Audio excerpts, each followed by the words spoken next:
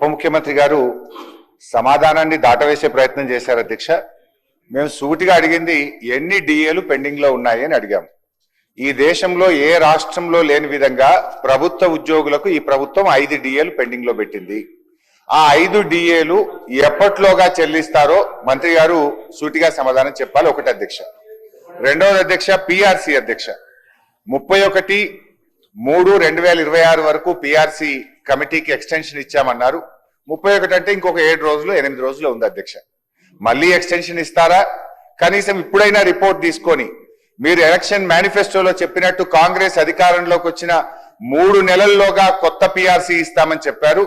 దాదాపు 3 ఏళ్లుగా వస్తా ఉంది అధ్యక్ష. మళ్ళీ ఎక్స్టెన్షన్ ఇస్తారా? దయచేసి ఇప్పుడైనా ఆ కొత్త పిఆర్సిని మళ్ళీ ఎక్స్టెన్షన్ ఇవ్వకుండా ఉద్యోగస్తులకు అందించాలి. అది ఎప్పటిలోకి ఇస్తారో మంత్రి గారు స్పష్టంగా చెప్పాలని అడుగుతున్నాం. నంబర్ 2 అధ్యక్ష. నంబర్ 3 అధ్యక్ష, రిటైర్డ్ ఉద్యోగుల వెతలు అంతా ఇంత కాదు అధ్యక్ష.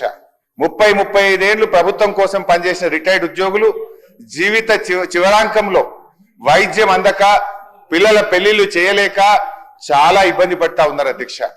దయచేసి ఆ రిటైర్డ్ ఉద్యోగులు ఎంతమంది రిటైర్ అయ్యారు, వాళ్ళకి చెల్లించాల్సింది ఎంత, ఇప్పటి వరకు ప్రభుత్వం ఎంత చెల్లించింది, ఎప్పట్లోగా వారికి రావాల్సిన బకాయిలు పూర్తిగా చెల్లిస్తారో మరి దయచేసి మంత్రి గారు సూటిగా సమాధానం చెప్పాలి. వాళ్ళందరూ సెక్రటరియట్ చుట్టూ, మంత్రులు శాసనసభ్యుల చుట్టూ పాపం రోజు తిరుగుతా ఉన్నారు అధ్యక్ష.